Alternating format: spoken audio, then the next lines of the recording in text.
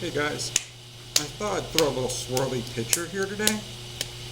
And I'm going to use the B3, which is Laguna's WC 391, and 52 buff or plain buff, which is Laguna's WC 851. Both these clay bodies are a nice stoneware.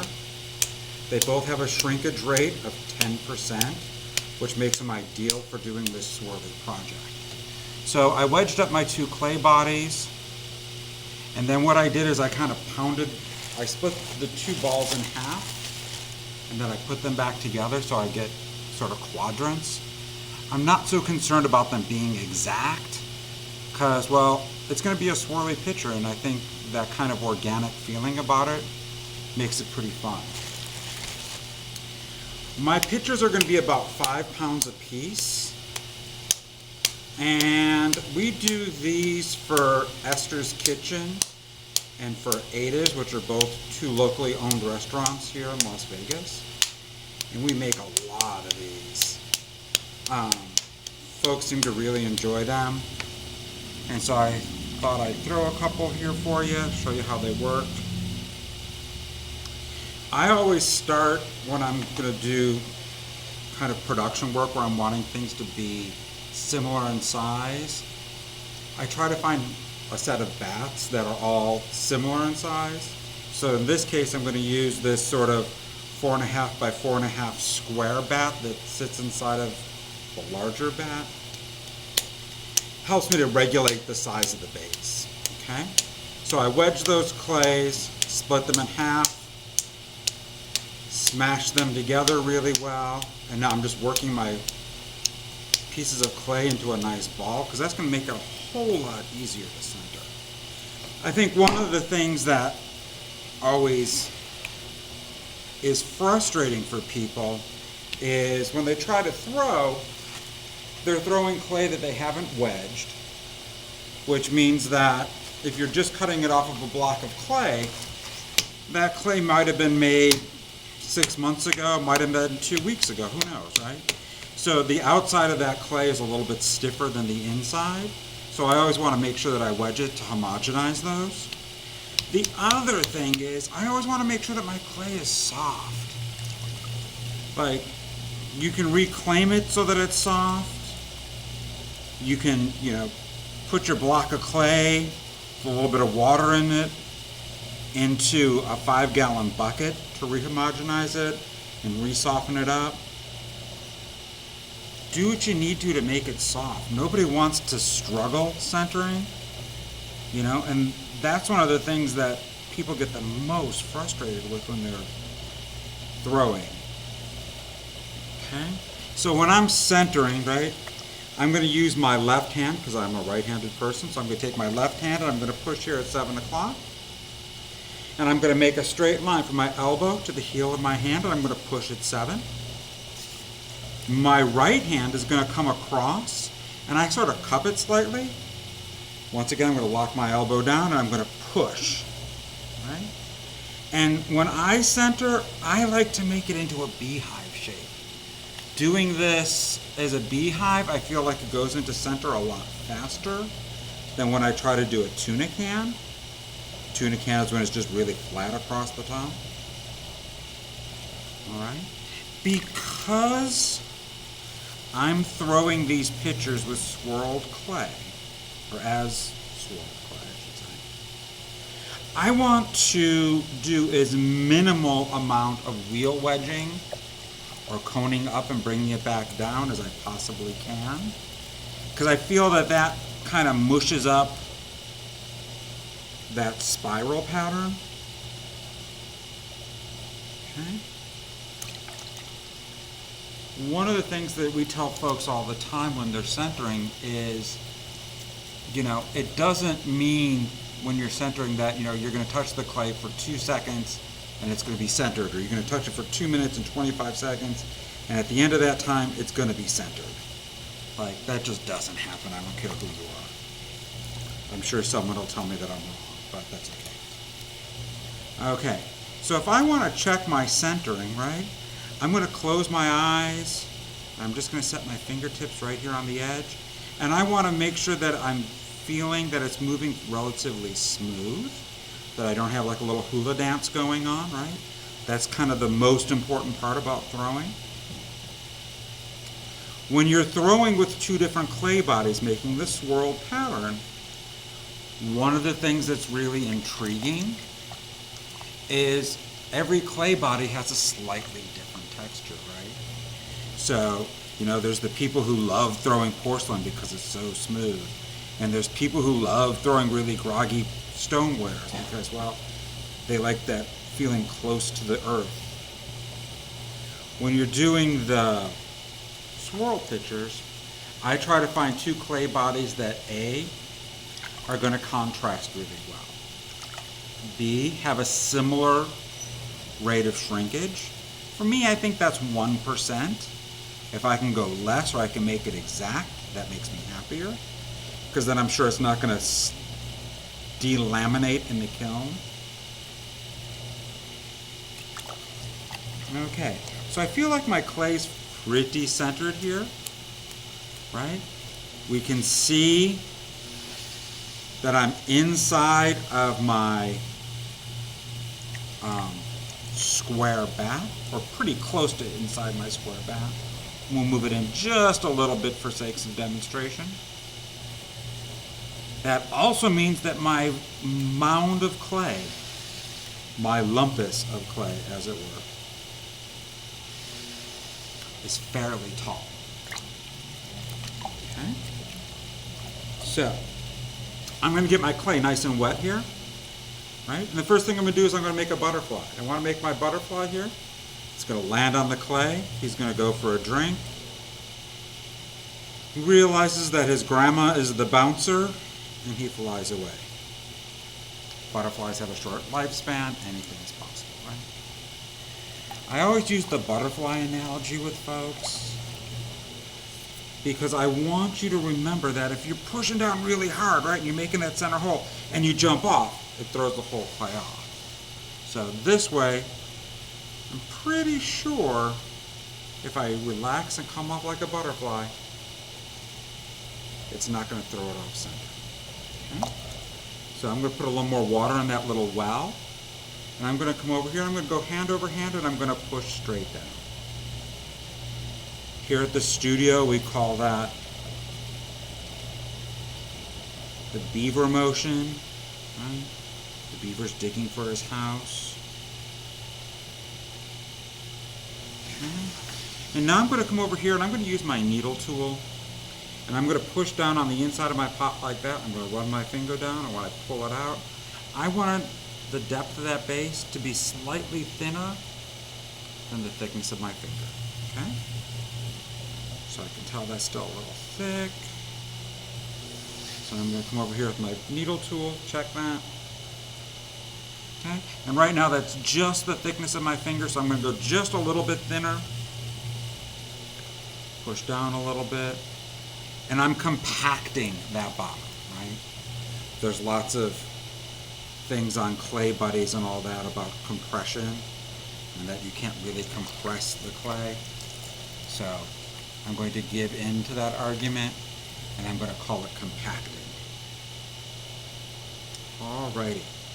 So the inside of my wall is fairly smooth and fairly vertical. My outside here is fairly smooth and fairly vertical. So I'm going to put a little water on the inside for lubrication. And I'm going to take my knuckle and I'm going to push in here at the base. Right?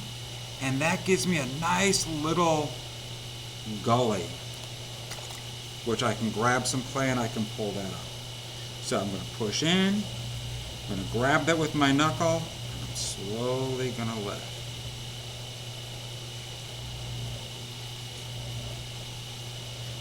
Bring that all the way up to the top. Compress my rim.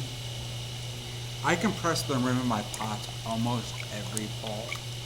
I feel that makes sure that the top is really smooth,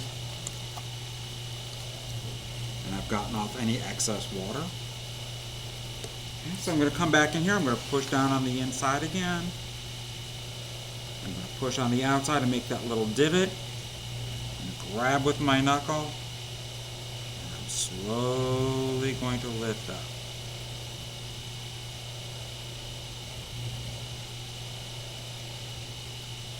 Trying to keep even pressure all the way up, making that wall as perpendicular as I can and as even as I can. Clean up that edge again by pushing down. And you can start to see there's a pretty nice little spiral happening here. Okay. So we're going to come over here, we're going to do one more pull. We'll probably do about 3 more pulls, who am I kidding? Okay, so my inside hand is really smooth and flat. My outside hand is going to push with that knuckle again. I am keeping my mud sponge in my hand here. And as I'm lifting, I'm slowly squeezing water out of there. Keeping that outside nice and lubricated. My inside is nice and lubricated. Okay. And right now, the wall of my clay down at the inside is about the thickness of my finger. And my outside is just slightly thicker. I kind of do that on purpose. I always leave a little extra clay at the top, because that helps me to keep control, right? If I make this really ultra thin up here at the top, inevitably you bump it with your wrist, you lean into it and your apron catches it, whatever. All those things throw it off center. So if I've got a little extra clay there, I don't fight it quite as much. Checking the evenness of my wall right now. Right?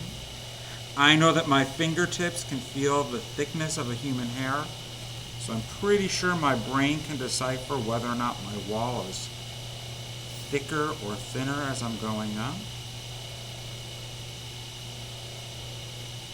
Okay. My top of my wall here is pretty thick.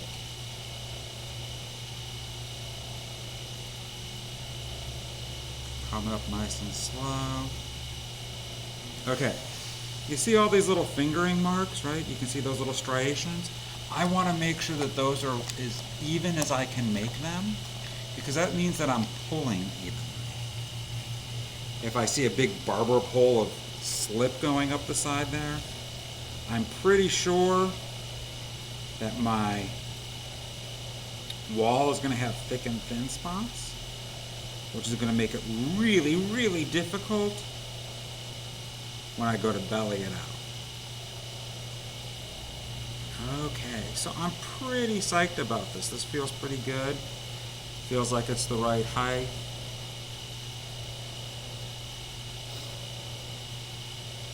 Here at the studio, we make about 100 of these pictures a year for the restaurants, plus a handful more for various clients who have them commissioned. So we're kind of always excited to make these. It's fun to see your work out there being used. Okay, so I forgot my sponge on a stick, so I'm going to grab my big sponge here. I'm going to go on the inside. Hopefully I don't wreck it. I want to get the swamp out of there. Okay, so that feels pretty good. So now I'm going to take my green rib here, it's nice and stiff, and I'm going to come up the side of my vessel and I'm removing some excess slip, removing my throwing marks, those finger lines, right, all the way up to the top.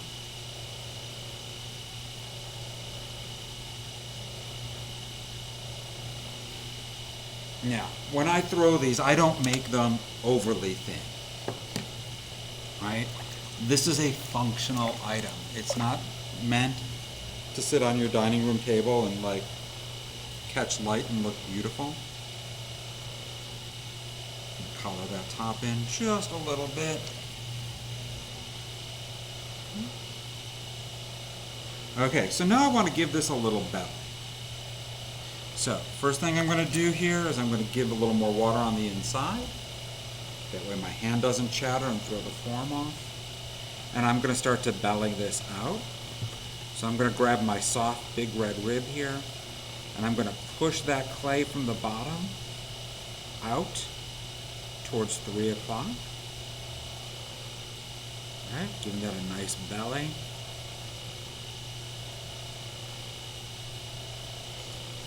And I really like these to have a fairly nice arc here. Right? That way when you're setting it down on the table, you're setting it down on a tray, whatever, you're not worried about it tipping over, right? Because all the weight goes back down to the bottom. Going to remove a little bit more swamp out of the inside. Once again, still don't have my throwing stick.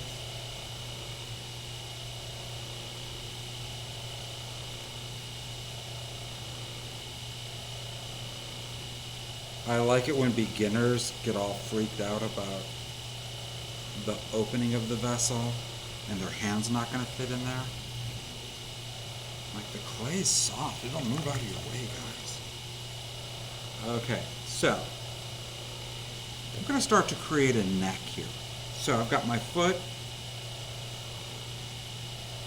I've got my belly, I've got my shoulder, and I've got a really big neck. One of the things that we discovered when we started making these for the restaurant is if we added handles to them, the handles inevitably snapped off. It wasn't because they weren't added on properly or because they were too thin. Clay's just fragile that way. It doesn't like to be swung around by a handle. And inevitably, the weight is kind of carry it like this, right? So this would be the handle, and we're kind of swinging it a little bit. I'm sure I will hear about that from those guys. Okay, so I've colored that in. This area here now is the thickest part of the entire vessel, which is good and bad, right? It's going to catch a lot of abuse. So what I'm going to do is I'm going to pull this area here, and I'm going to leave that rim as the thickest spot on the bottom. Once again, I'm going to pull that just a little more.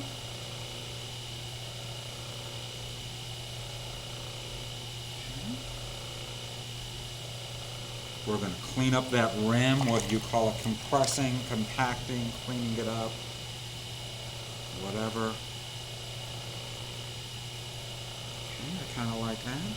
And now I'm going to come back with my rib and slowly going to work up the form.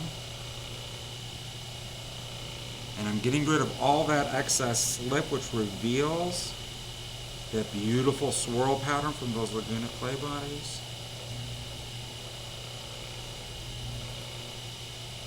All the way up to the top.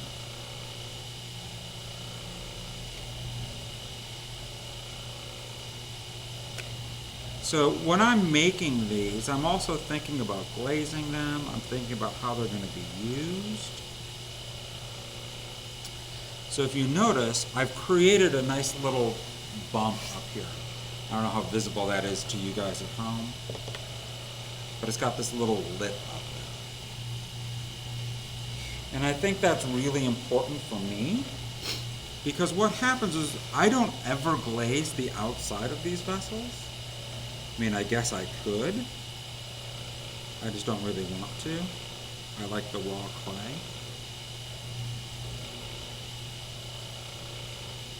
So if by giving that a little ridge at the top, when I glaze my vessel, I'm going to glaze the inside because it's going to make it a little nicer to clean. And I'm going to run that glaze to this edge right here. So this whole lip gets a little bit of glaze. by leaving that lip, what I do is I take a big old beefy rubber band after my vessel's been bisqued, right?